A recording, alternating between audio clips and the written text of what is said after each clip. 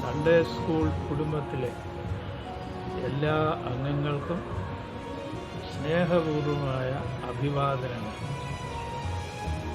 ഇപ്പോഴത്തെ പ്രത്യേക സാഹചര്യത്തിൽ നമ്മൾ സമാരംഭിച്ചിരിക്കുന്ന ഓൺലൈൻ സൺഡേ സ്കൂൾ പ്രോഗ്രാം ദൈവകൃപയാൽ വളരെ വിജയകരമായി 4 ആഴ്ചകൾ പിന്നിട്ടിരിക്കുന്നു. 5ാമത്തെ ആഴ്ചയിലേക്ക് നമ്മളെല്ലാം ഉറ്റുനോക്കിക്കൊണ്ടിരിക്കും.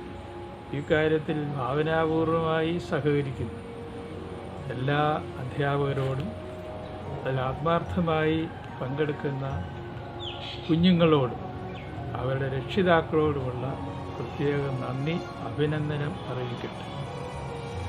നമ്മളെല്ലാവരും പഠിക്കുകയാണല്ലോ. രക്ഷിതാക്കളും അധ്യാപകരും കുഞ്ഞുങ്ങളോടൊപ്പം പഠിക്കുന്ന സമയങ്ങളാണ്. പഠിക്കുന്നതിന് നമുക്ക് ദൈവം തന്ന ഏറ്റവും വലിയ കാര്യങ്ങളിൽ ചിലത്, ഒന്ന് നമുക്ക് ബുദ്ധി തന്നു. ആ ബുദ്ധി ഉപയോഗിച്ച് നമ്മൾ ചിന്തിക്കുന്നു, കാര്യങ്ങൾ വിശകലനം ചെയ്ത് പഠിക്കുന്നു, മനസ്സിലാക്കുന്നു, മറ്റുള്ളവർക്ക് പറഞ്ഞു കൊടുക്കുകയും ചെയ്യും. അതോടൊപ്പം സംസാരിക്കാനുള്ള ശക്തി, ഭാഷ ഉപയോഗിക്കാനുള്ള നൈപുണ്യം ദൈവം തന്നിരിക്കുന്നതാണ്. സംസാരിക്കാൻ പറ്റുന്നതുകൊണ്ട് നമ്മുടെ മനസ്സിലെ ആശയങ്ങൾ ആളുകളെ അറിയിക്കുവാൻ നമുക്ക് സാധിക്കും. ക്ലാസ് മുറികളിൽ അല്ലെങ്കിൽ ഓരോ പാഠവും പഠിപ്പിച്ചുകൊണ്ടിരിക്കെ അധ്യാപകൻ സംസാരിക്കുന്നു. അദ്ദേഹം ഭാഷ ഉപയോഗിക്കുന്നു, ശരീരഭാഷ ഉപയോഗിക്കുന്നു, ചാർട്ടുകൾ കാണിക്കും, എഴുതി കാണിക്കും. ഇതുവഴിയെല്ലാം നമ്മെ ചിന്തിക്കാൻ പ്രേരിപ്പിക്കുന്നു. നമ്മുടെ ഭാവന അത് ഉദ്ദീപ്തമാക്കുന്നതിനും സഹായിക്കുന്നുണ്ട്. അപ്പോൾ അധ്യാപകൻ സംസാരിക്കുന്നു, ക്ലാസ്സിലാണെങ്കിൽ നമ്മൾ അധ്യാപകനോട് സംസാരിക്കും. അതോടൊപ്പം പഠിപ്പിക്കുന്ന കാര്യങ്ങൾ ആഴത്തിൽ ചിന്തിക്കാനും മനസ്സിലാക്കുവാനും ദൈവം നമുക്ക് കഴിവ് തന്നിരിക്കുന്നു. വിശകലനം ചെയ്ത് പഠിക്കുന്നത് എന്തുമാത്രം മനസ്സിലാക്കിയെന്ന് ഗ്രഹിക്കാനുള്ള കഴിവെല്ലാം നമുക്കുള്ളതാണ്. അങ്ങനെ നമുക്ക് ഇനി ഒരു 2-3 ആഴ്ച കൂടെ കഴിഞ്ഞാൽ നമ്മുടെ പരീക്ഷ നടക്കും. നമ്മൾ 5-8 ആഴ്ച പഠിക്കുമ്പോഴത്തേക്കും എന്താണ് നമ്മൾ പഠിച്ചതെന്ന് നമുക്ക് തന്നെ അറിയുന്നതിന് വേണ്ടി കുട്ടികൾക്കും അധ്യാപകർക്കും അറിയുന്നതിന് നമ്മൾ ചെറിയ പരീക്ഷയൊക്കെ നടത്തുന്നു. ആ പരീക്ഷയിലും ഓൺലൈനായിട്ട് തന്നെ എല്ലാവരും അതിൽ വളരെ ആത്മാർത്ഥമായി പങ്കെടുക്കണം. ദൈവം തന്ന ചിന്താശക്തിയും സംസാരശേഷിയും നമ്മൾ വേണ്ട വിധം നമുക്ക് വേണ്ടി മാത്രമല്ല മറ്റുള്ളവർക്ക് വേണ്ടി ഉപയോഗിക്കണം. പ്രത്യേകിച്ച് കോവിഡ് കാലത്ത് നമ്മുടെ പ്രാർത്ഥനയെല്ലാം ആ വഴിക്ക് തന്നെ ആയിരിക്കട്ടെ. നമ്മൾ ചിന്തിക്കുന്നതും പ്രാർത്ഥിക്കുന്നതുമെല്ലാം വളരെ വേദനയിലും വേവലാതിയിലും ആയിരിക്കുന്ന ആളുകളുണ്ട്. അവർക്ക് വേണ്ടി ആവട്ടെ. നമ്മൾ പ്രാർത്ഥിക്കുമ്പോൾ നമ്മുടെ ശബ്ദം, നാവ്, അധരങ്ങൾ, ഹൃദയം, ബുദ്ധി ഇതെല്ലാം ചേർന്ന് ശരീരത്തിലെ പല അംഗങ്ങളും ചേർന്നാണ് നമ്മൾ പ്രാർത്ഥിക്കുന്നത്. ശബ്ദം വായിക്കുമ്പോൾ നമ്മുടെ അധരങ്ങൾ, നമ്മുടെ ബുദ്ധിയും സഹകരിക്കും. കുമ്പിടുമ്പോൾ നമ്മുടെ ശരീരം പ്രാർത്ഥനയിൽ സഹകരിക്കും. ഇങ്ങനെ നമ്മുടെ ശരീരവും മനസ്സും ആത്മാവും ഒന്നിച്ചു വരുന്ന ഒരു പ്രക്രിയയാണ് പ്രാർത്ഥന. അതുപോലെ തന്നെ പഠനവും അധ്യാപനവും അധ്യയനവും രണ്ടിലും ശരീരവും മനസ്സും ആത്മാവും സമ്മേളിക്കുന്നതാണ്. ഇതൊരു വലിയ അനുഗ്രഹമാണെന്ന് മനസ്സിലാക്കി വേണം നമ്മളിതിൽ പങ്കെടുക്കാൻ. അപ്പോൾ ഈ പദ്ധതി വളരെ വിജയകരമാകട്ടെ, എല്ലാവരെയും ദൈവം അനുഗ്രഹിക്കട്ടെ എന്ന് പ്രാർത്ഥിക്കുന്നു. നമുക്ക് 5ാം ആഴ്ചയിലേക്ക് പ്രവേശിക്കാം. ദൈവം നിങ്ങളെ എല്ലാവരെയും അനുഗ്രഹിക്കും.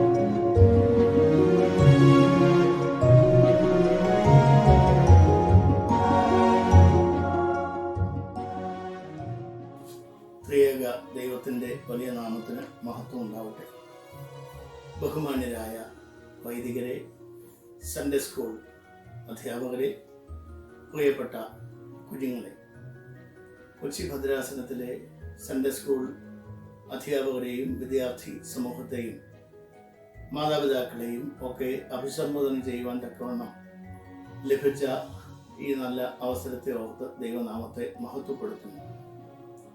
ബഹുമാനപ്പെട്ട ജിജു വർഗീസ് അച്ഛൻ്റെ ക്ഷണത്തിന് അങ്ങേയറ്റത്തെ നന്ദി.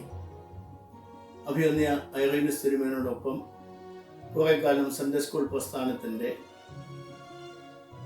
കേന്ദ്ര ഓഫീസിൽ ജോലി ചെയ്യാൻ ലഭിച്ച നല്ല ദിവസങ്ങളെയും നന്ദിയോടെ ഈ സമയത്ത് അനുസ്മരിക്കുന്നു. ഇന്ന് ഞാൻ നിങ്ങളോട് പറയുന്നത് യേശുക്രിസ്തുവിൻ്റെ കാലത്ത് നടന്ന ഒരു ചെറിയ സംഭവമാണ്. യേശു ചുഴലിക്കാറ്റിനെ ശാന്തമാക്കുന്ന സംഭവമാണ്. സന്ധ്യയായപ്പോൾ ശിഷ്യന്മാരുമായി അക്കരയ്ക്ക് പോയ യേശു ക്ഷീണം കൊണ്ട് ആ പടകിൽ വിശ്രമിക്കുകയായിരുന്നു. അപ്പോൾ വലിയ ചുഴലിക്കാറ്റുണ്ടായി. ശിഷ്യന്മാർ പ്രാണഭയത്തിലായി. ആകപ്പാടെ നിലവിളിച്ചുകൊണ്ട് കർത്താവിൻ്റെ അടുക്കൽ വരുമ്പോൾ യേശു തമ്പുരാൻ അവരോട് ചോദിക്കുന്നു, why are you afraid? Don't you have faith in you? നിങ്ങൾ എന്തുകൊണ്ടാണ് ഭയപ്പെടുന്നത്? നിങ്ങൾക്ക് ഉള്ളിൽ വിശ്വാസമില്ലേ? ഇന്നത്തെ ലോകത്തിൻ്റെ ചുറ്റുപാടുകൾ നോക്കുമ്പോൾ നമ്മെ ഭയപ്പെടുത്തുന്ന ഒത്തിരി കാര്യങ്ങളുണ്ട്. ലോകം മുഴുവൻ പടർന്ന് വിനാശം വിതറുന്ന കൊറോണ വൈറസിന്റെ ആക്രമണമുണ്ട്. ഈ കഴിഞ്ഞ ദിവസങ്ങളിലെ കനത്ത മഴയിൽ ഉണ്ടായിരിക്കുന്ന നാശനഷ്ടങ്ങൾ, വെള്ളപ്പൊക്കം, ഇങ്ങനെയൊക്കെയുള്ള പ്രതികൂലമായ ഈ സാഹചര്യത്തിന് നടുക്ക് ദൈവം നമ്മോട് എന്താണ് അരുളി ചെയ്യുന്നത് എന്നാണ് പരിശോധിക്കേണ്ടത്. വിശുദ്ധ മത്തായി ശ്ലീഹായുടെ സുവിശേഷം 4-ാം അധ്യായം 35 മുതൽ 41 വരെയുള്ള വാക്യങ്ങൾ. മർക്കോസിന്റെ സുവിശേഷം 4-ാം അധ്യായം 35 മുതൽ 41 വരെയുള്ള വാക്യങ്ങളാണ്. അതിലുള്ള ഒരു സംഭവമാണ് ഞാൻ പറഞ്ഞത്. ഈ പ്രതികൂല സാഹചര്യത്തിന് നടുവിലും ദൈവം നമ്മോട് ചോദിക്കുന്ന ഈ 2 ചോദ്യങ്ങളാണ്. എന്തുകൊണ്ടാണ് നിങ്ങൾ ഭയപ്പെടുന്നത്? നിങ്ങൾക്ക് ഉള്ളിൽ വിശ്വാസമില്ലേ? യേശുക്രിസ്തുവിൽ വിശ്വാസം വെച്ചിരിക്കുന്നവർക്ക് വിശുദ്ധ വേദഗ്രന്ഥത്തിലൂടെ ദൈവജനത്തോട് അടുത്തു നിന്ന ഒരു ദൈവത്തിൽ അടിസ്ഥാനം വച്ചുകൊണ്ട് മുൻപോട്ട് പോകുന്ന ദൈവജനത്തിന് ഒരിക്കലും നിരാശയോ വലിയ ഭയമോ അല്ല ഉണ്ടാവേണ്ടത്. മറിച്ച് ദൈവ ഇഷ്ടം നിറവേറ്റുവാൻ ദൈവത്തോട് അപേക്ഷിക്കുകയും സാഹചര്യങ്ങളെ അതിജീവിക്കുന്ന ഒരു കർത്താവ് നമ്മോട് കൂടെ ഉണ്ട് എന്നുള്ള വിശ്വാസവുമാണ്. കൊറോണ വൈറസിന്റെ മുള്ളുകളുള്ള ഭാഗം മാത്രമേ നാം കണ്ടിട്ടുള്ളൂ. അതിന്റെ വിനാശകരമായ ഭാഗത്തെ പറ്റിയാണ് എന്നും മാധ്യമങ്ങളിൽ കഴിഞ്ഞ 4-5 മാസമായി നാം കേട്ടുകൊണ്ടിരിക്കുന്നത്. കൊറോണ എന്ന വാക്കിന്റെ അർത്ഥം കിരീടം എന്നാണ്. കർത്താവിന്റെ കുരിശിൽ കിടന്ന കർത്താവിന്റെ മുൾക്കിരീടം നോക്കിയാൽ ഇതുപോലെയുള്ള മുള്ളുകൾ അതിൽ നമുക്ക് കാണുവാൻ പറ്റും. പക്ഷെ അതിനപ്പുറത്ത് അത് ഒരു കിരീടത്തിന്റെ ഭാഗം കൂടെയാണ് എന്നുള്ളത് തീർച്ചയായും ഓർമ്മിച്ചിരിക്കണം. അതുകൊണ്ട് ഈ സാഹചര്യങ്ങളിൽ ദൈവാശ്രയം കൈവിടാതെ നാം വിശുദ്ധ വേദഗ്രന്ഥം വായിക്കുകയും പഠിക്കുകയും സഭയുടെ വിശ്വാസ പ്രമാണങ്ങൾ പരിശീലിക്കുകയും ചെയ്യേണ്ടത് അത്യാവശ്യമാണ്. എലനൈൻ റൂസ്വെൽറ്റ് പറയുന്നുണ്ട്, great minds discuss ideas, average minds discuss events and small minds discuss people. നമ്മുടെ ചർച്ച മറ്റുള്ളവരെ പറ്റി ആകാതിരിക്കട്ടെ. നമ്മുടെ ചർച്ച ആശയങ്ങളെ പറ്റി ആകട്ടെ. സഭയെപ്പറ്റിയും നമുക്ക് നല്ലത് പറയാം. സഭയുടെ ന്യൂനതകൾ ധാരാളം പെരുപ്പിച്ചു കാട്ടുന്ന ആളുകൾ നമ്മുടെ ഇടയിൽ ധാരാളമുണ്ട്. അതിനപ്പുറം 2000 വർഷം പഴക്കമുള്ള ഈ സഭയ്ക്ക് സ്വർണ്ണ ലിപികളിൽ എഴുതാവുന്ന ഒത്തിരി നേട്ടങ്ങളുണ്ട്. ഒരു അപ്പസ്തോലൻ സ്ഥാപിച്ച ഒരു സഭ പുണ്യപിതാക്കന്മാര് നയിച്ച ഒരു സഭ, വിശുദ്ധ ജീവിതം നയിക്കുവാൻ നമ്മെ പഠിപ്പിക്കുന്ന ഒരു സഭ, നമ്മെ സ്നേഹിക്കുന്ന ഒരു സഭ. ഈ സഭയിലാണ് നിങ്ങളെ വളരുവാനായി ദൈവം അനുവദിക്കുന്നത്. അതുകൊണ്ട് നിങ്ങളുടെ സൺഡേ സ്കൂൾ ക്ലാസ്സുകളൊക്കെയും നിങ്ങൾക്ക് ദൈവത്തിലുള്ള വിശ്വാസം വർദ്ധിച്ചു വരികയും സഭയോടുള്ള സ്നേഹം ഏറി വരികയും ലോകത്തിൽ ജീവിക്കുവാനുള്ള ജീവിത മൂല്യങ്ങൾ നേടിത്തരികയും ചെയ്യുമാറാകട്ടെ എന്ന് ആശംസിക്കുകയും പ്രാർത്ഥിക്കുകയും ചെയ്തുകൊണ്ട് ഞാൻ എൻ്റെ വാക്കുകൾ ചുരുക്കുന്നു. ദൈവം നമ്മയെല്ലാം അനുഗ്രഹിക്കുമാറാകട്ടെ.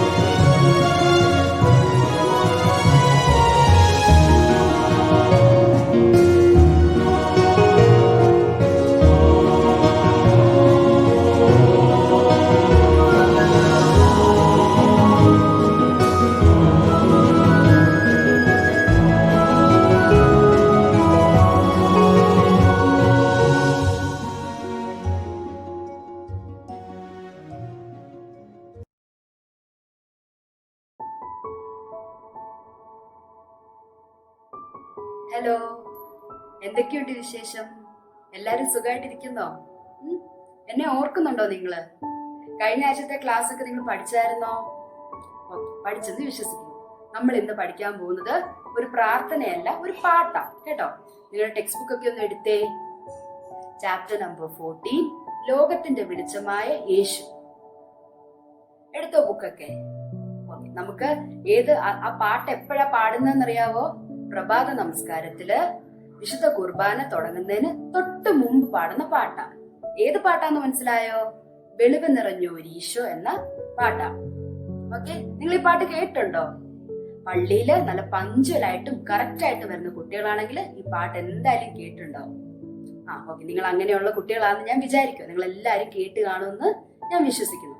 അപ്പം നമുക്കിതൊരു 5 സ്റ്റാൻസ് പഠിക്കാനുണ്ട് കേട്ടോ. അപ്പൊ ഓരോ സ്റ്റാൻസ് ഞാനിങ്ങനെ പാടാം. അപ്പൊ നിങ്ങൾ എന്റെ കൂടെ തന്നെ പാടണം കേട്ടോ. നിങ്ങൾ കേട്ടിട്ടുള്ള പാട്ടാ, അപ്പൊ പിന്നെ നിങ്ങൾ എന്റെ കൂടെ തന്നെ പാടി അപ്പൊ തന്നെ പഠിക്കണം കേട്ടോ. അതിന്റെ മീനിങ് ഞാൻ ഓരോ സ്റ്റാൻസിന്റെ കൂടെ പറയാം. അപ്പൊ നമുക്ക് തുടങ്ങാം പാട്ട്. ഫസ്റ്റ് സ്റ്റാൻസ്: വെളിവു നിറഞ്ഞോരീശോ നിൻ വെളിവാൽ കാണും, വെളിവിയടിയാരഖില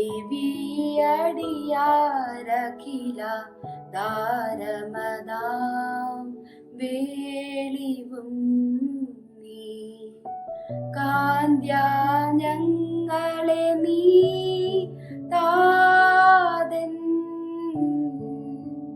കതിരേശു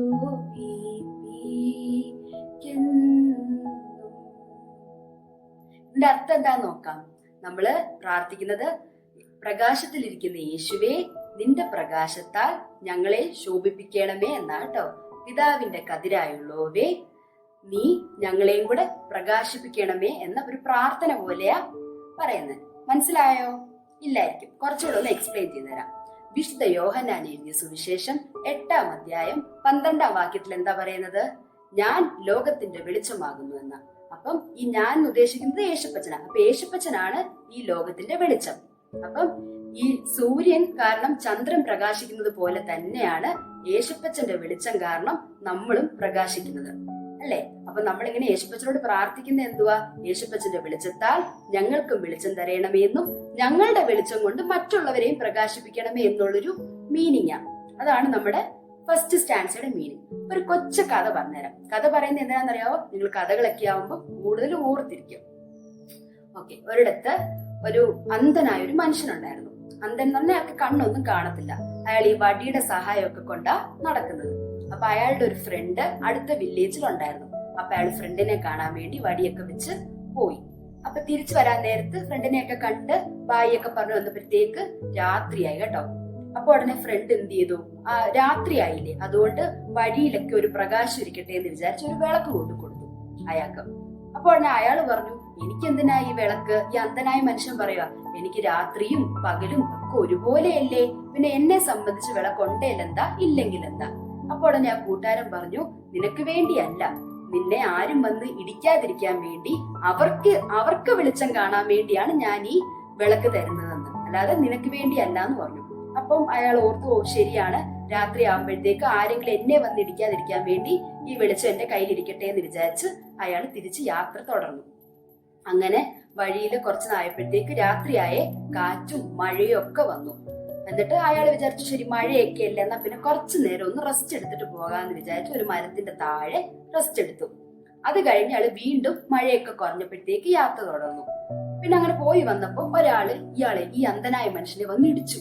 ഈ അന്ധനായ മനുഷ്യൻ താഴെ വീണു. അയാൾക്ക് പെട്ടെന്ന് എഴുന്നേറ്റ് ദേഷ്യം വന്നിട്ട് പറഞ്ഞു, നിങ്ങൾക്ക് കണ്ണു കണ്ടൂടെ? എന്റെ കയ്യിൽ വിളക്കൊക്കെ ഇരിക്കുന്ന കണ്ടില്ലേ? അപ്പൊ എന്തിനാ നിങ്ങൾ എന്നെ വന്ന് ഇടിച്ച് താഴെ ഇട്ടേന്ന്? അപ്പൊ ഉടനെ അയാൾ എന്താ പറഞ്ഞെന്നറിയാവോ?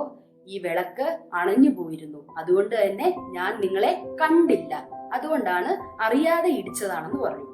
ഞാൻ എന്തിനാ ഈ കഥ പറഞ്ഞതെന്ന് മനസ്സിലായോ? അതായത് നമ്മുടെ എല്ലാവരുടെയും ഉള്ളില് ഒരു ദൈവിക വെളിച്ചമുണ്ട്. നമ്മുടെ കർത്താവായ യേശുപ്പച്ചയുടെ ദൈവിക വെളിച്ചം നമ്മുടെ എല്ലാവരുടെയും ഉള്ളിലുണ്ട്. പക്ഷെ പലപ്പോഴും നമ്മുടെ പാപം കാരണം നമ്മൾ പോലും അറിയാതെ ഈ വെളിച്ചം അണഞ്ഞു പോകും കേട്ടോ. നമ്മൾ അറിയത്തില്ല. ആ കഥയ്ക്കകത്ത് ഞാൻ പറഞ്ഞ പോലെ ആ അന്ധനായ മനുഷ്യൻ, ആ ബ്ലൈൻഡ് മാൻ അറിഞ്ഞില്ല, അതായത് അയാളുടെ വിളക്ക് അണഞ്ഞു പോയി എന്നുള്ളത്. അതുപോലെ തന്നെ നമ്മുടെ ജീവിതത്തിലും അത് സംഭവിക്കും. ഈ ഒരു വെളിച്ചം, നമ്മുടെ ഉള്ളിലുള്ള ദിവ്യ വെളിച്ചം ചിലപ്പോൾ അത് അണഞ്ഞു പോകും. അപ്പൊ നമ്മുടെ ഉത്തരവാദിത്വമാണ് അതിനെ നമ്മൾ അണയാതെ, അധികം പാപത്തിലൊന്നും ചെന്നുപെടാതെ അത് അണയാതെ സൂക്ഷിക്കുക എന്നുള്ളത് നമ്മുടെ ഒരു ഉത്തരവാദിത്വമാണ്. അപ്പം ഇത്രയേ ഉള്ളൂ ഈ കഥയുടെ ഒരു എസൻസ് എന്ന് പറയുന്നത് ഇത്രയേ ഉള്ളൂ. അപ്പൊ ഞാൻ എന്താ ഈ ഒരു ഫസ്റ്റ് സ്റ്റാൻസിലോട്ട് കണക്ട് ചെയ്യുമ്പം ഇതുകൊണ്ട് ഉദ്ദേശിക്കുന്നത്, യേശുവിന്റെ വെളിച്ചം നമ്മളിലും പ്രകാശിക്കണം. അതുപോലെ തന്നെ നമ്മുടെ വെളിച്ചം കാരണം മറ്റുള്ളവർക്കും കാണാൻ കഴിയണം എന്നുള്ളതാണ് ഈ ഫസ്റ്റ് സ്റ്റാൻസയുടെ മീനിങ്. ഓക്കെ, പ്രത്യേകിച്ച് ഈ പാട്ട് എപ്പോഴാണ് ഈ പാട്ട് പാടുന്ന, ഈ വെളിവ് നിറഞ്ഞൊരു ഈശോ എന്നുള്ള പാട്ട് പാടുന്ന സമയത്ത് നമ്മുടെ ത്രോണോസിൽ, അതായത് മദ്ബഹായ്ക്കകത്ത് ത്രോണോസില് ശുശ്രൂഷക്കാര് മെഴുകുതിരി കത്തിക്കുന്ന ഒരു ടൈമാണ് കേട്ടോ. ഓക്കെ, അപ്പൊ നമുക്കിനി സെക്കൻഡ് സ്റ്റാൻസിലോട്ട് പോയാലോ? ഞാൻ സെക്കൻഡ് സ്റ്റാൻസ പാടാം, നിങ്ങളൊന്ന് കേട്ടോണേ. നിങ്ങൾ കൂടെ പാടണം കേട്ടോ. നിങ്ങൾ കേട്ട് കൂടെ പാടണം. ഓക്കെ. വെളിവിൻ തട്ടിൽ വസിക്കും പുണ്യനിധേ പരിശുദ്ധ, വേണ്ട കഷ്ടത വീഴ്ചിന്തയുമടിയാ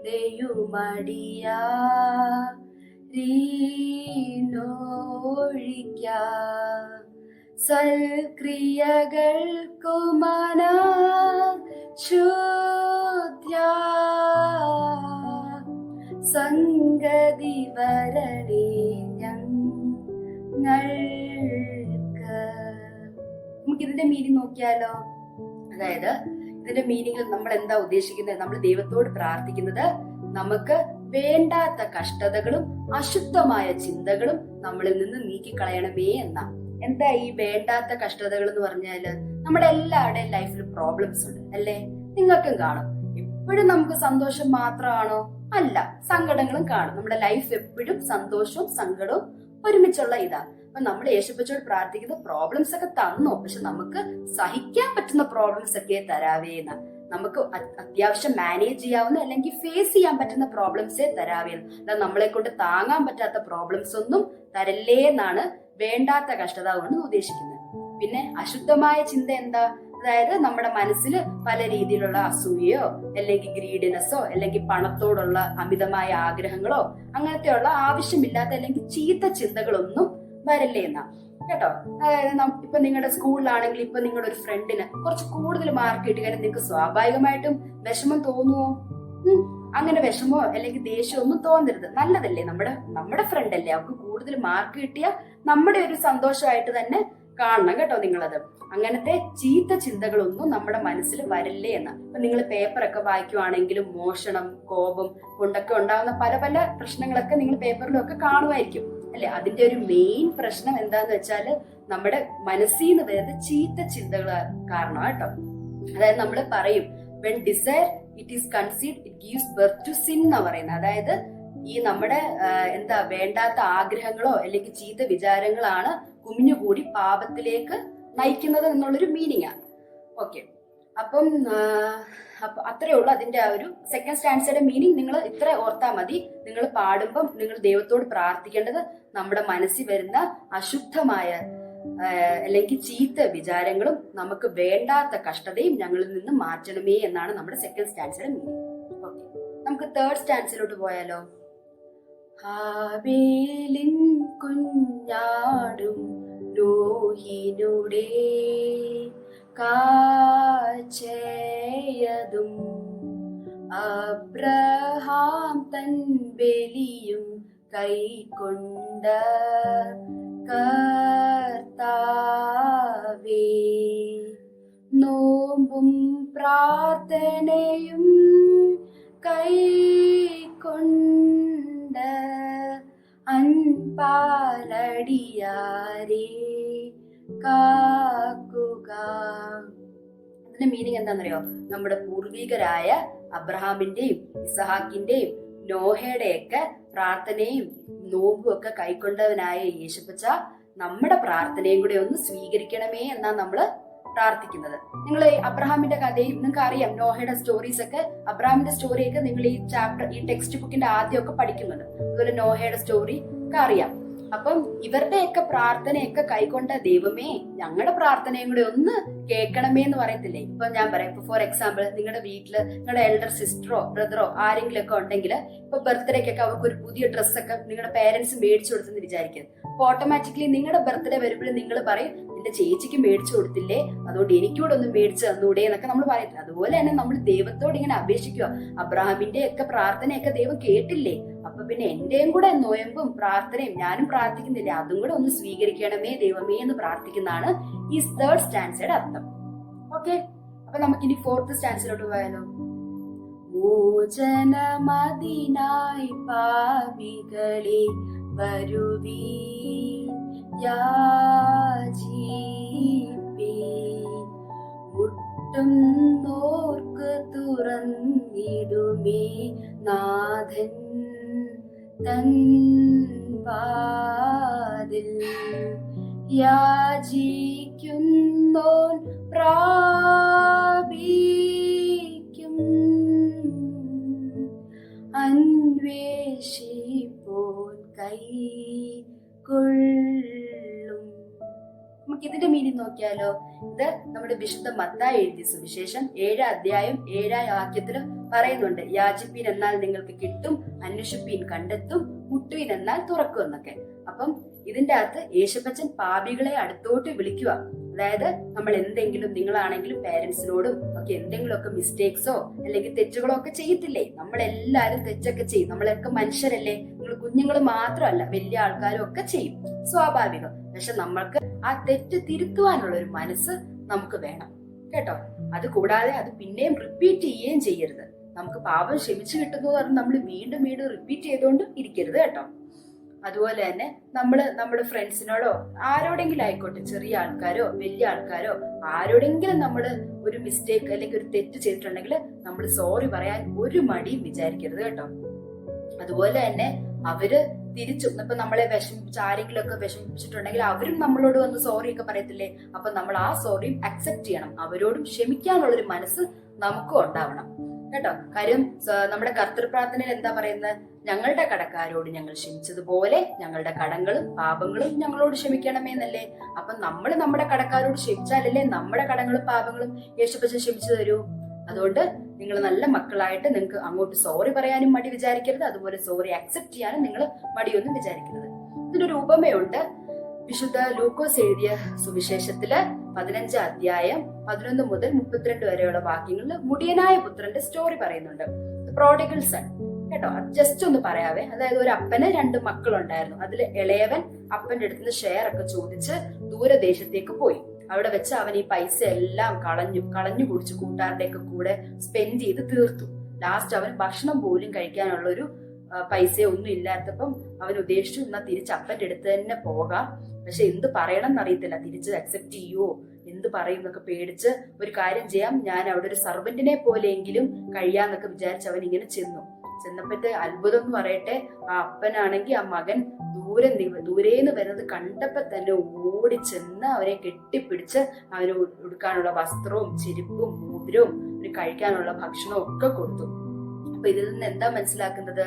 നമ്മള് പശ്ചാത്തപിച്ച് പാപമോചനത്തിനായി യാചിക്കുന്നവർക്ക് മുടിയനായ പുത്രന്റെ അപ്പന് ആ വാതിൽ തുറന്നു കൊടുത്തതുപോലെ തന്നെ നമ്മുടെ കർത്താവായ യേശുപ്പച്ചൻ നമുക്കും നമ്മുടെ പാപങ്ങള് മോചിച്ചു തരും എന്നുള്ളതാണ് ഈ സത്യം പറഞ്ഞ ഈ സ്റ്റാൻസിൽ പറയുന്നത്. അതുകൊണ്ടാണ് പാപികളെ വരുവീൻ എന്ന് പറയുന്നത്. ദൈവത്തിന് ഒരിക്കലും നമ്മളോട് ക്ഷമിക്കാതിരിക്കുവാൻ പറ്റില്ല. നമ്മൾ നല്ല മനസ്സോടെ പശ്ചാത്തപിച്ചു കഴിഞ്ഞാൽ ഉറപ്പായിട്ടും നമുക്ക് പാപമോചനം ലഭിക്കും എന്നുള്ളതാണ് ഇതിന്റെ ഒരു മീനിങ്. മനസ്സിലായോ?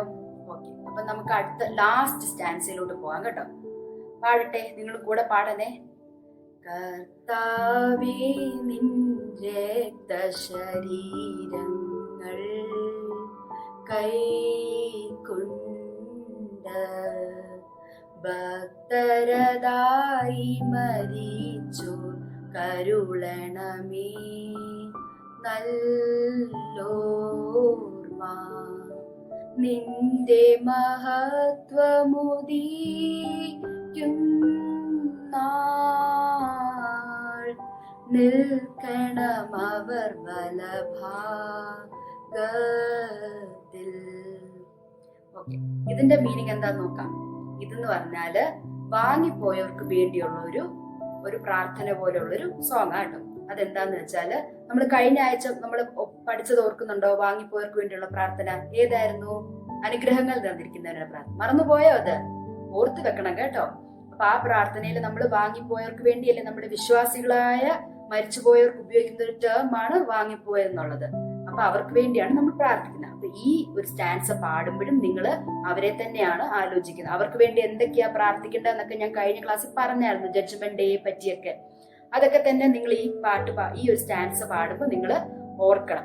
അവര് വിശ്വാസികളായ സമയത്ത് യേശു ക്രിസ്തുവിന്റെ തിരുശരീര രക്തങ്ങളൊക്കെ അനുഭവിച്ചില്ല. അപ്പൊ അവർക്ക് നല്ല ഓർമ്മ ഉണ്ടാകണമേ എന്നും യേശുപ്പച്ചൻ രണ്ടാമത് വരുമ്പോൾ, അതാ നിന്റെ മഹത്വം ഉദിക്കും നാളെന്ന് പറഞ്ഞാൽ രണ്ടാമത് വരുന്നത് സമയത്ത് എന്താ മണ്ണിൽ നിന്ന് ഉയർപ്പിച്ച് നമ്മുടെ ഗ്രാൻഡ് പേരൻസ് വിശ്വാസികളെ, നമ്മുടെ ഗ്രാൻഡ് പേരൻസിനെയോ റിലേറ്റീവ്സിനെയൊക്കെയോ ഉണ്ടെങ്കിൽ വലത്ത് സൈഡില് റൈറ്റ് സൈഡിൽ നിർത്തണമേ എന്നാണ് പ്രാർത്ഥിക്കുന്നത്. കാര്യം നമ്മുടെ ഒരു വിശ്വാസം അനുസരിച്ച് നല്ല ആൾക്കാരൊക്കെ റൈറ്റ് സൈഡിലാണ് നിൽക്കുന്നത്. നമ്മൾ കുരിശൊക്കെ വരയ്ക്കുമ്പോൾ നമ്മൾ എന്താ പ്രാർത്ഥിക്കുന്നത്?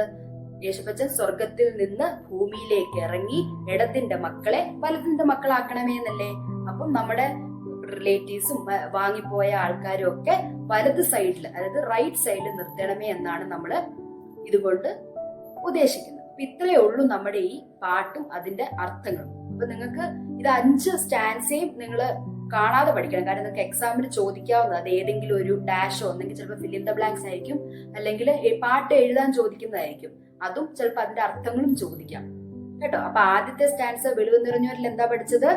യേശുപ്പച്ചയാണ് വെളിച്ചം, അപ്പൊ ആ വെളിച്ചത്താൽ ഞങ്ങളെ പ്രകാശിപ്പിക്കണമേ എന്നാണ് പ്രാർത്ഥിക്കുന്നത് കേട്ടോ. പിതാവിന്റെ കതിരായുള്ളവേ നിന്റെ പ്രകാശത്താൽ ഞങ്ങളെ ശോഭിപ്പിക്കണമേ എന്നാണ് ഫസ്റ്റ് സ്റ്റാൻസ. രണ്ടാമത് എന്താ? വെളിവിൻ തട്ടിൽ വസിക്കും. അതിന്റെ മീനിങ് എന്താന്ന് ചോദിച്ചാല്, ദൈവമേ നമുക്ക് വേണ്ടാത്ത കഷ്ടതകളും നമ്മുടെ മനസ്സിലുള്ള അശുദ്ധ അല്ലെങ്കിൽ ചീത്ത വിചാരങ്ങളും ഞങ്ങളിൽ നിന്ന് നീക്കിക്കളയണമേ എന്നാ പ്രാർത്ഥിക്കുന്നത്. മൂന്നാമത്തെ സ്റ്റാൻസ് എന്തായിരുന്നു? ഹാബേലിന്റെയും നോഹയുടെയും ഒക്കെ പ്രാർത്ഥന കൈക്കൊണ്ടവനായ യേശുപ്പച്ചോട് നമ്മൾ പ്രാർത്ഥിക്കുമ്പോൾ ഞങ്ങളുടെ പ്രാർത്ഥനയും ഞങ്ങളുടെ നോമ്പും കൂടെ ഒന്ന് സ്വീകരിക്കണമേ എന്നാണ് നമ്മൾ ആ മൂന്നാമത്തെ സ്റ്റാൻസിൽ പഠിച്ചത്. നാലാമത്തത് മോചനം അതിനായി പാപികളെ എന്നുള്ള സ്റ്റാൻസയാണ്. അതിലെന്താ നമ്മൾ പഠിച്ചത്? യേശുപ്പച്ചൻ പാപികളെ വിളിക്കുക. യേശുപ്പച്ചന് എന്താ നമ്മൾ പശ്ചാത്തപിച്ച് തിരിച്ച് ദൈവത്തിന്റെ അടുക്കിലേക്ക് ചെന്നു കഴിഞ്ഞാൽ ഒരിക്കലും യാചിക്കുന്നവന് ഒരിക്കലും ലഭിക്കാതിരിക്കുകയില്ല. അതുപോലെ നമ്മൾ അഞ്ചാമത് നമ്മൾ വാങ്ങിപ്പോയവർക്ക് വേണ്ടി അവരെ ഓർക്കുന്ന സ്റ്റാൻസിയാണ് അഞ്ചാമത്തത്. അവരെ യേശുപ്പച്ചന്റെ വലത്തു ഭാഗത്ത് ഇരുത്തണമേ എന്നാണ് നമ്മൾ പ്രാർത്ഥിക്കുന്നത്. അപ്പൊ ഇതാണ് ഈ 5 സ്റ്റാൻസി, അതിന്റെ മീനിങ്. നിങ്ങൾ അതെന്താണേലും പഠിച്ചിരിക്കണം കേട്ടോ. പിന്നെ വേറെ ചോദിക്കാൻ ഒരു ക്വസ്റ്റ്യൻ, ഇത് എപ്പോഴാ പാടുന്നത് എന്നുള്ളത് ഞാൻ അത് പറഞ്ഞു. എപ്പോഴാ? പ്രഭാത നമസ്കാരത്തിന് ശേഷം വിശുദ്ധ കുർബാന ആരംഭിക്കുന്നതിന് തൊട്ട് മുമ്പായിട്ട് ആണ് ആ പാട്ട് നമ്മൾ പാടുന്നത്. അവൻ ആ പാട്ട് പാടുന്ന സമയത്താണ് ശുശ്രൂഷക്കാരന് ഇവിടെ മദ്ഭായില് ത്രോണോസില് മെഴുകുതിരി കത്തിക്കുന്ന സമയം കൂടെയാണ്. അപ്പൊ ഇത്രയും കാര്യങ്ങൾ നിങ്ങൾ ഓർത്തിരിക്കണം. ഈ ചാപ്റ്റർ എല്ലാവർക്കും മനസ്സിലായെന്ന് വിശ്വസിക്കുന്നു കേട്ടോ. ദൈവ തിരുനാമത്തിന് മഹത്വം ഉണ്ടായിരിക്കട്ടെ. Okay.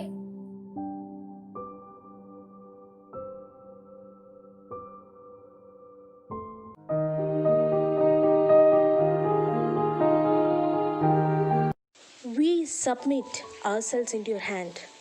Lord, bless us, enable us to understand the lesson we are going to hear and learn today. Amen. മനഃപാഠവാക്യം. വെള്ളത്താലും ആത്മാവിനാലും ജനിച്ചില്ല എങ്കിൽ ദൈവരാജ്യത്തിൽ കടപ്പാൻ ആർക്കും കഴിയില്ല. വിശുദ്ധ യോഹന്നാൻ 3-ാം അധ്യായം 5-ാം വാക്യം. Unless one is born of water and the Spirit, he cannot enter the kingdom of God. നമുക്കെല്ലാവർക്കും നമ്മുടെ മാമോദീസ ദിവസം ഓർമ്മയുണ്ടോ? ഓർമ്മയുണ്ടാവാൻ സാധ്യത വളരെ കുറവാണ്. കാരണം നമ്മളെല്ലാം ശിശുക്കളായിരുന്നപ്പോഴാണ് മാമോദീസ നൽകപ്പെട്ടത്. എന്നാൽ നമ്മൾ ഒരുപാട് മാമോദീസ ചടങ്ങുകളിൽ പങ്കെടുത്തിട്ടുണ്ടാവും. നമ്മുടെ അനിയന്മാരുടെയോ അനിയത്തിമാരുടെയോ കസിൻസിന്റെയോ ഒക്കെ മാമോദീസ ചടങ്ങുകളിൽ നമ്മൾ പങ്കെടുത്തിട്ടുണ്ട്. അപ്പോഴെല്ലാം ഈ ചടങ്ങുകൾ ആദ്യ അവസാനം നമ്മൾ ശ്രദ്ധിച്ചിട്ടുണ്ടാവുമോ? ശ്രദ്ധിച്ചു കാണാൻ വഴിയില്ല. പക്ഷെ ഇന്നിപ്പോൾ നമ്മൾ ഈ ചടങ്ങുകളെ കുറിച്ച് വിശദമായി പഠിക്കുന്നു. ഈ മാമോദീസ ചടങ്ങിനെ കുറിച്ച് വിശദമായി പഠിച്ചാൽ ഇനിയുള്ള മാമോദീസ ചടങ്ങുകളിൽ നമ്മൾ പങ്കെടുക്കുമ്പോൾ ഓരോ കാര്യങ്ങളും കാണുമ്പോൾ ഇത് ഇന്നതാണ് എന്ന് നമുക്ക് പെട്ടെന്ന് മനസ്സിലാക്കാനായിട്ട് സാധിക്കും. നമ്മൾ എല്ലാവരും മാമോദീസ തൊട്ടി കണ്ടിട്ടുണ്ട്. എന്തിനാണ് ഇത് ഉപയോഗിക്കുന്നത്? ശിശുക്കൾക്ക് ജ്ഞാനസ്നാനം നൽകുന്നതിന് വേണ്ടി നമ്മുടെ പള്ളികളിൽ ഉപയോഗിക്കുന്ന കൽത്തൊട്ടിയാണ് മാമോദീസ തൊട്ടി.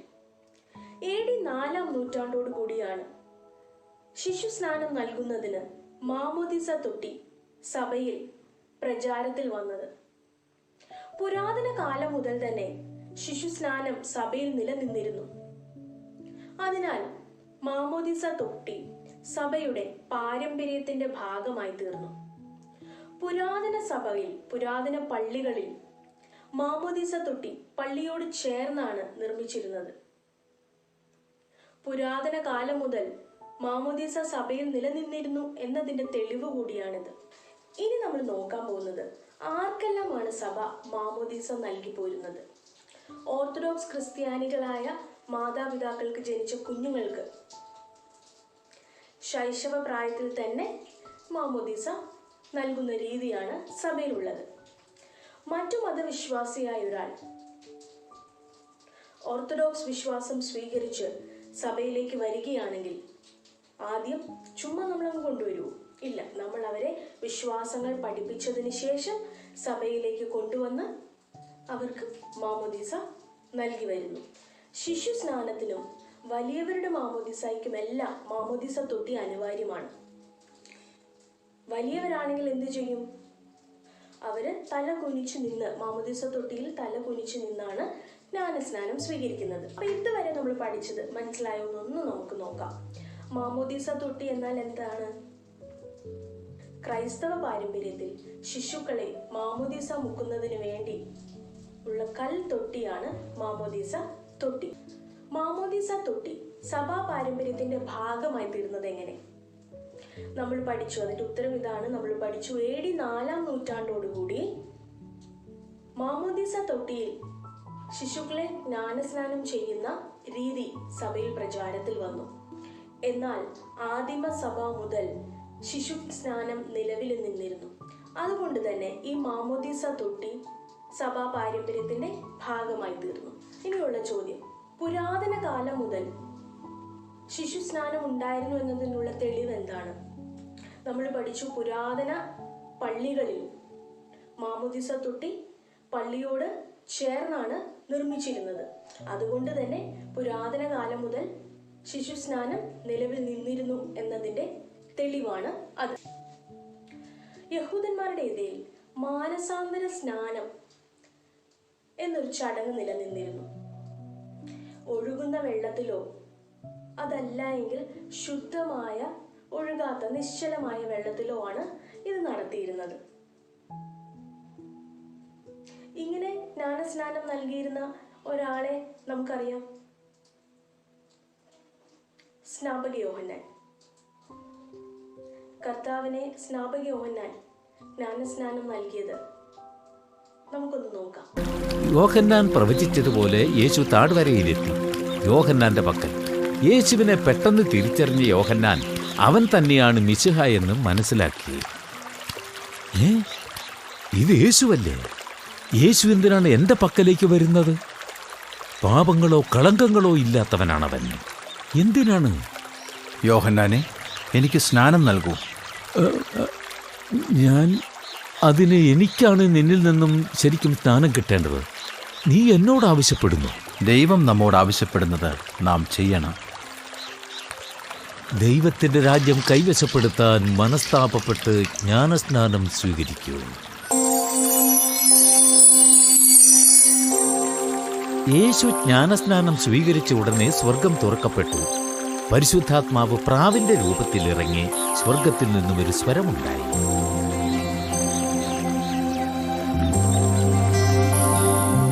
ഇവൻ എൻ്റെ പ്രിയപുത്രനാണ്, ഇവനിൽ ഞാൻ സംപ്രീതനായിരിക്കുന്നു.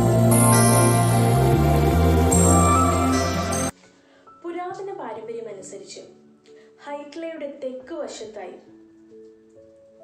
മാമോദിസയ്ക്കായി ഒരു പ്രത്യേക മുറി തന്നെ സജ്ജീകരിച്ചിരുന്നു. ആ മുറിയുടെ ഒത്ത നടുക്കായി മാമോദിസ മുങ്ങുന്നതിന് വേണ്ടി ഒരു ടാങ്കാണ് നിർമ്മിച്ചിരുന്നത്. പുരാതന സഭയിൽ ഒരുപാട് അന്യ മതവിശ്വാസികൾ ക്രിസ്തു മതം സ്വീകരിച്ച് നമ്മുടെ സഭയിലേക്ക് വന്നിരുന്നത് കൊണ്ട് വലിയ ആളുകൾക്കും മാമോദിസ നൽകുന്നത്, ജ്ഞാനസ്നാനം നൽകുന്നത് അന്ന് പ്രാധാന്യമുള്ളതായിരുന്നു. അതുകൊണ്ടാണ് ഹൈക്ലയുടെ തെക്കേ വശത്തുള്ള മുറി ബാപ്റ്റിസ്ട്രി എന്നാണ് അത് അറിയപ്പെടുന്നത്. അത് സജ്ജീകരിച്ചിരുന്നു. അതിന് നടുക്ക് ഒരു വലിയ ടാങ്ക് നിർമ്മിച്ചിരുന്നു. അതിലായിരുന്നു മാമോദിസ മുങ്ങിയിരുന്നത്. ഇനി നമ്മൾ നോക്കാൻ പോകുന്നത് മാമോദിസയിലൂടെ എന്തൊക്കെയാണ് സംഭവിക്കുന്നത് എന്ന്. മാമോദിസയിലൂടെ എന്തൊക്കെയാണ് സംഭവിക്കുന്നത്? മാമോദിസ ദിവസം നല്ല രസമാണ് അല്ലേ? നമ്മുടെ കസിൻസിൻ്റെ, നിങ്ങളുടെയൊക്കെ കസിൻസിൻ്റെ മാമോദിസ കണ്ടിട്ടുണ്ടാവുമല്ലോ. നല്ല വെള്ള ഉടുപ്പൊക്കെ ഇട്ട് കുഞ്ഞുവാവനെ പള്ളിയിൽ കൊണ്ടുപോകുന്നു, സദ്യ, എല്ലാം നല്ല രസമാണ് അല്ലേ? ഈ മാമോദിസയിലൂടെ ആ കുഞ്ഞിന് എന്തെല്ലാമാണ് കിട്ടുന്നത് അത് നമുക്ക് നോക്കാം. നിങ്ങൾ മാമോദിസ മുങ്ങിയപ്പോൾ നിങ്ങൾക്ക് എന്തെല്ലാമാണ് കിട്ടിയത്? ഓരോരുത്തരും മാമോദിസ മുങ്ങുമ്പോൾ അവർക്ക് കിട്ടുന്നത് എന്തെല്ലാമാണ് എന്നുള്ളതാണ് അടുത്തത്. മാമോദിസയിലൂടെ ഓരോരുത്തരും വീണ്ടും ജനിക്കുന്നു. പരിശുദ്ധ സഭയുടെ മക്കളായിട്ടാണ് ഓരോരുത്തരും മാമോദിസ വഴി വീണ്ടും ജനിക്കുന്നത്. അതുകൊണ്ട് തന്നെ മാമോദിസ തൊട്ടിയെ സഭാമാതാവിന്റെ ഗർഭപാത്രം എന്നാണ് നമ്മുടെ പൂർവ്വപിതാക്കന്മാർ വിശേഷിപ്പിക്കുന്നത്. റീബർത്ത് ആണ് മാമോദിസ വഴി ഉണ്ടാകുന്നത്. നമ്മുടെ പരിശുദ്ധ സഭയിൽ നമുക്ക് റീബർത്ത് ഉണ്ടാകുന്നത് കൊണ്ട് ബാപ്റ്റിസ്മൽ ഫോണ്ടിനെ the womb of our church എന്നാണ് വിളിക്കുന്നത്. മാമോദിസ വഴി നാം ഓരോരുത്തരും ക്രിസ്തുവിൻ്റെ സഹോദരനോ സഹോദരിയോ ആയി തീരുകയാണ്. ക്രിസ്തുവിൻ്റെ സഹോദരനോ സഹോദരിയോ ആയി തീരുന്നത് കൊണ്ട് മാമോദിസ തൊട്ടിയെ കന്യാമറിയത്തിന്റെ പ്രതീകമായിട്ടാണ് നമ്മുടെ പിതാക്കന്മാർ പറയുന്നത്. മാമോദിസയിലൂടെ നാം ക്രിസ്തുവിന്റെ മരണത്തിനും പുനരുത്ഥാനത്തിനും, പുനരുത്ഥാനം എന്ന് പറഞ്ഞാൽ നിങ്ങൾക്ക് എല്ലാവർക്കും അറിയാലോ, പുനരുത്ഥാനം, ഉയർപ്പ്. അപ്പൊ കർത്താവിന്റെ കുരിശുമരണത്തിനും പുനരുത്ഥാനത്തിനും നമ്മൾ പങ്കാളിയാവുകയാണ് മാമോദിസയിലൂടെ. അതുകൊണ്ട് മാമോദിസ തൊട്ടിയെ കർത്താവിൻ്റെ കബറിടത്തിൻ്റെ പ്രതീകമായിട്ടും നമ്മുടെ പിതാക്കന്മാർ കരുതുന്നു. അപ്പൊ എന്തൊക്കെയായിട്ടാണ് മാമോദീസ തൊട്ടി എന്തിൻ്റെയൊക്കെ പ്രതീകമായിട്ടാണ് കരുതുന്നത്? മാമോദീസ വഴി നമ്മൾ എന്തായിത്തീരുന്നു? സഭാമാതാവിൻ്റെ മക്കളായിത്തീരുന്നു. അതുകൊണ്ട് മാമോദീസ തൊട്ടി സഭാമാതാവിൻ്റെ ഗർഭപാത്രമായി കാണുന്നു. രണ്ടാമത്, മാമോദീസ വഴി നമ്മൾ ക്രിസ്തുവിൻ്റെ സഹോദരനോ സഹോദരിയോ ആയി മാറുന്നു. അതുകൊണ്ട് തന്നെ മാമോദീസ തൊട്ടി കന്യാമറിയത്തിൻ്റെ പ്രതീകമായി കരുതുന്നു. മൂന്നാമതായി, നമ്മൾ മാമോദീസ വഴി ക്രിസ്തുവിൻ്റെ കുരിശുമരണത്തിനും പുനരുത്ഥാനത്തിനും ക്രൂസിഫിക്കേഷൻ ആൻഡ് റിസറക്ഷനിൽ പങ്കാളിയാവുന്നു. അതുകൊണ്ട് മാമോദീസ തൊട്ടിയെ കർത്താവിൻ്റെ കബറിടത്തിൻ്റെ പ്രതീകമായിട്ടും കരുതാം. 3 കാര്യങ്ങളാണ് കേട്ടോ. ഇത് ഓർത്തിരിക്കണം, ഈ 3 കാര്യങ്ങൾ. ഇനി നമുക്ക് ടെക്സ്റ്റിൽ ഇല്ലാത്തതാണ്. മാമോദീസയുടെ ചടങ്ങുകളെ കുറിച്ചൊക്കെ ഒന്ന് പഠിച്ചാലോ? മാമോദീസയുടെ ചടങ്ങുകൾ നമുക്ക് ഓരോന്നായിട്ട് കണ്ടു നോക്കാം. എന്നിട്ട് അത് എന്തൊക്കെയാണെന്ന് പഠിക്കാം. അപ്പം എന്ത് പറ്റും? അടുത്ത തവണ ഒരു മാമോദീസയ്ക്ക് നിങ്ങൾ ചെല്ലുമ്പോൾ ആദ്യ അവസാനം ആ ശുശ്രൂഷ കണ്ട് നമുക്ക് മനസ്സിലാക്കാം. മാമോദീസയിൽ നമുക്ക് എല്ലാവർക്കും ഒരു ഗോഡ് ഫാദർ അല്ലെങ്കിൽ ഒരു ഗോഡ് മദർ ഉണ്ടാവും. തലതൊട്ടപ്പൻ അല്ലെങ്കിൽ തലതൊട്ടമ്മ. പെൺകുട്ടികളാണെങ്കിൽ തലതൊട്ടമ്മയും ആൺകുട്ടികളാണെങ്കിൽ തലതൊട്ടപ്പനും ഉണ്ടാവും, അല്ലേ? നിങ്ങൾക്ക് നിങ്ങളുടെ തലതൊട്ടപ്പനും തലതൊട്ടമ്മയും ആരാണെന്ന് അറിയാമോ? അപ്പൊ മാമോദീസ ദിവസം പള്ളിയിൽ ഹീറോ ആയിട്ട് നിൽക്കുന്ന ആരാന്നറിയാമോ? തലതൊട്ടപ്പൻ അല്ലെങ്കിൽ തലതൊട്ടമ്മയാണ്. ഒരുക്ക ശുശ്രൂഷയിൽ നിങ്ങളെ എടുത്തു പിടിച്ചുകൊണ്ട് നിങ്ങളുടെ കൈ പിടിച്ച് നിങ്ങളുടെ തലതൊട്ടപ്പൻ അല്ലെങ്കിൽ തലതൊട്ടമ്മ സാത്താനെ ഉപേക്ഷിക്കുന്നുവെന്ന് പ്രതിജ്ഞ എടുക്കും. അതുപോലെ തന്നെ ക്രിസ്തുവിനെ സ്വീകരിക്കുന്നുവെന്ന് പ്രതിജ്ഞ എടുക്കും. അതിനുശേഷമാണ് മാമോദീസ തൊട്ടിയിലേക്ക് വിശ്വാസ പ്രമാണം ചൊല്ലും.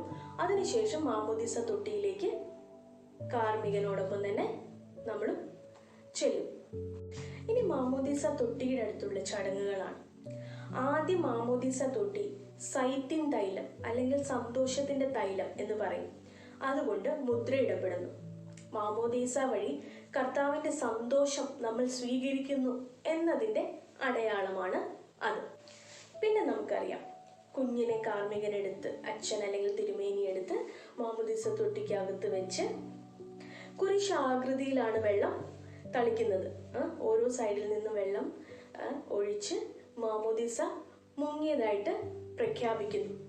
എല്ലാ കുഞ്ഞുങ്ങളും ഭയങ്കര കരച്ചിലായിരിക്കും. അപ്പോൾ നിങ്ങൾ ചോദിക്കണം നിങ്ങളുടെ പാരൻസിനോട്, എൻ്റെ മാമോദീസയ്ക്ക് ഞാൻ കരഞ്ഞിരുന്നോ എന്ന്. ഞാൻ ചോദിക്കുമായിരുന്നു, എൻ്റെ മാമോദീസയ്ക്ക് ഞാൻ കരഞ്ഞെന്നാണ് എല്ലാവരും പറഞ്ഞത്.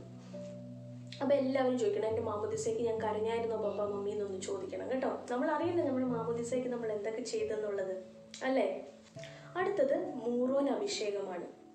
മൂറോൻ അഭിഷേകം കൂടാതെ ഒരു മാമോദീസയും കംപ്ലീറ്റ് ആവുന്നില്ല. മാമോദീസ പൂർത്തിയാകണമെങ്കിൽ മൂറോൻ അഭിഷേകം വേണം. മൂറോൻ അഭിഷേകം പരിശുദ്ധാത്മാവിന്റെ പ്രതീകമാണ്. മൂറോൻ കർത്താവിന്റെ സുഗന്ധവും പരിമളവും സത്യവിശ്വാസത്തിന്റെ മുദ്രയും ആയിട്ടാണ് മൂറോൻ അഭിഷേകത്തെ കരുതുന്നത്. ഈ മൂറോൻ അഭിഷേകത്തിന് ശേഷം കുഞ്ഞിന്റെ തലയിൽ ഒരു കിരീടം വയ്ക്കും. അത് കർത്താവിന്റെ മഹത്വത്തിന്റെ പ്രതീകമായിട്ടാണ് കരുതുന്നത്. മാമോദീസയിലൂടെ നമ്മൾ ക്രിസ്തുവിന്റെ ഉയർപ്പിന് പങ്കാളിയായി. ക്രിസ്തു ഉയർത്തു കഴിഞ്ഞ് മഹത്വത്തിന്റെ കിരീടമണിഞ്ഞു. ആ മഹത്വത്തിന്റെ കിരീടമായിട്ടാണ് മൂറോൻ അഭിഷേകം കഴിഞ്ഞ് കുഞ്ഞുങ്ങളുടെ തലയിൽ ഒരു കിരീടം വെക്കുന്നത്. ഇത് ഓരോ തവണ മാത്രമേ നമ്മുടെ തലയിൽ വെക്കൂ ആ കിരീടം. അടുത്തതായി വിശുദ്ധ കുർബാനയുടെ അനുഭവമാണ്. പറുദീസയിൽ ആഗമനം ലഭിക്കാതെ പോയ ജീവന്റെ ഫലം എന്ന് പറഞ്ഞുകൊണ്ടാണ് കുഞ്ഞുങ്ങൾക്ക് വിശുദ്ധ കുർബാന നൽകുന്നത്. ഈ മാമോദീസ ചടങ്ങുകളിൽ പിന്നീട് നമ്മൾ തുടർന്നു കൊണ്ടുപോകുന്നതും ഈ വിശുദ്ധ കുർബാന അനുഭവമാണ്. അതിനുശേഷം കുഞ്ഞുങ്ങളെ ത്രോണോസിൽ ചുമപ്പിക്കുന്നു. കാർമികൻ മാതാപിതാക്കളോടും തലതൊട്ടപ്പനോടും തലതൊട്ടമ്മയോടുമൊക്കെ അവരുടെ കർത്തവ്യങ്ങളെക്കുറിച്ചും അവരുടെ റെസ്പോൺസിബിലിറ്റീസിനെ കുറിച്ചൊക്കെ പറഞ്ഞു കൊടുക്കും. കുഞ്ഞുങ്ങളെ വളർത്തേണ്ട രീതിയെക്കുറിച്ചെല്ലാം പറഞ്ഞു കൊടുക്കും. തലതൊട്ടപ്പനും തലതൊട്ടമ്മയ്ക്കും വലിയൊരു റെസ്പോൺസിബിലിറ്റി ഉണ്ട്, നമ്മളെ ക്രൈസ്തവ പാരമ്പര്യത്തിൽ വളർത്തുന്നതിന്. അപ്പം നമുക്കും ഒരു ഉത്തരവാദിത്വമുണ്ട്. നമ്മുടെ തലതൊട്ടപ്പനെയും തലതൊട്ടമ്മയും ഒക്കെ ഇടയ്ക്ക് വിളിച്ച് അവരെ കെയർ ചെയ്യണം. എങ്കിൽ മാത്രമേ നമ്മുടെ ജീവിതത്തിൽ പ്രധാനപ്പെട്ട കാര്യങ്ങളിലൊക്കെ അവരുടെ ഉപദേശം കൂടി, അത് വളരെ ഇമ്പോർട്ടൻ്റ് ആണ്, നമുക്ക് കിട്ടുകയുള്ളൂ. വളരെ മനോഹരമായ ഒരുപാട് അർത്ഥമുള്ള ഒരു മാമോദീസ ക്രമമാണ് നമ്മുടെ സഭയ്ക്കുള്ളത്. അപ്പോൾ ഇനി മുതൽ എല്ലാവരും ഒരു മാമോദീസ ചടങ്ങിൽ പങ്കെടുക്കുമ്പോൾ ആദ്യ അവസാനം നമ്മൾ ഈ ഇവിടെ ചർച്ച ചെയ്തതെല്ലാം ആലോചിച്ച് വേണം പങ്കെടുക്കാൻ. അപ്പം നിങ്ങൾക്ക് ഓരോ ചടങ്ങുകൾ അവിടെ അച്ഛൻ ചെയ്യുമ്പോൾ മനസ്സിലാക്കാനായിട്ട് സാധിക്കും അല്ലേ? അപ്പോൾ ഓരോ ചടങ്ങ് കാണുമ്പോൾ ഇതായിരുന്നു എന്ന് മനസ്സിലാക്കി വേണം ശുശ്രൂഷയിൽ പങ്കെടുക്കാൻ. ഇനി ഈ പാഠത്തിൽ ഒരൊറ്റ ആക്ടിവിറ്റി മാത്രമേ ഉള്ളൂ. ആ ആക്ടിവിറ്റി നിങ്ങൾ ചെയ്യണം. നിങ്ങൾ മാമോദീസ മുങ്ങിയ തീയതി, ഡേറ്റ് ഓഫ് യുവർ ബാപ്റ്റിസം, നിങ്ങളുടെ God father God mother name, നിങ്ങൾക്ക് മാമോദീസയ്ക്ക് കിട്ടിയ പേര്, ഇതെല്ലാം ഒന്ന് നിങ്ങളുടെ ടെക്സ്റ്റ് ബുക്കിൽ രേഖപ്പെടുത്തി വയ്ക്കുക. മാമോദീസ മുങ്ങിയ തീയതി, ഏതു പള്ളിയിലാണ്, തലതൊട്ടപ്പൻ്റെയോ തലതൊട്ടമ്മയുടെ പേര്,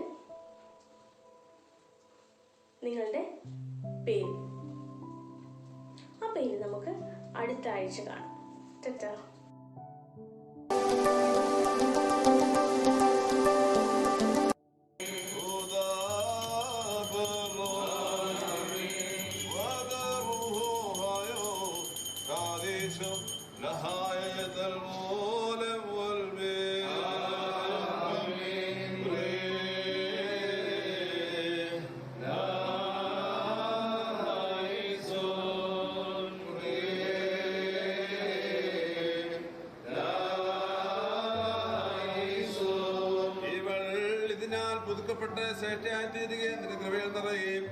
നിന്റെ ദിവ്യൽപ്പാൽ പാലിക്കെ ഞങ്ങൾ എവിളും കൂടി നിനക്ക് നിന്റെ ഏകജാതനം പരിശുദ്ധമായി ക്രിസ്തുവിന്റെ സ്തോത്രം കരേറ്റുമാറാകണമേ. നിങ്ങൾക്കെല്ലാവർക്കും സമാധാനമുണ്ടായിരിക്കട്ടെ. നിത്യജീവന് വേണ്ടി ഞങ്ങളുടെ പിതാവിന്റെ നാമത്തിലും നിത്യജീവന് വേണ്ടി ഞങ്ങളുടെ പുത്രന്റെ നാമത്തിലും നിത്യജീവന് വേണ്ടി ഞങ്ങളുടെ പരിശുദ്ധയുടെ നാമത്തിലും ഈ വെള്ളം ദിവ്യസ്നാനത്തിനും വേണ്ടി ജലത്തിന് വഹിക്കുവാൻ വേണ്ടി ആശീർവദിക്കപ്പെട്ടിരിക്കുന്നു.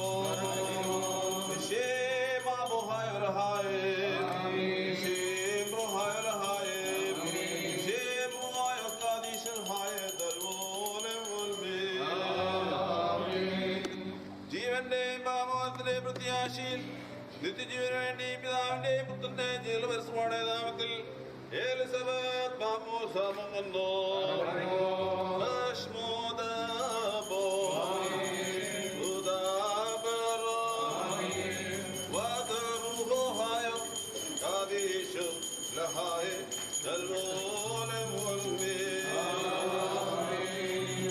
Isnanate munarte Kunjona sariyate Nal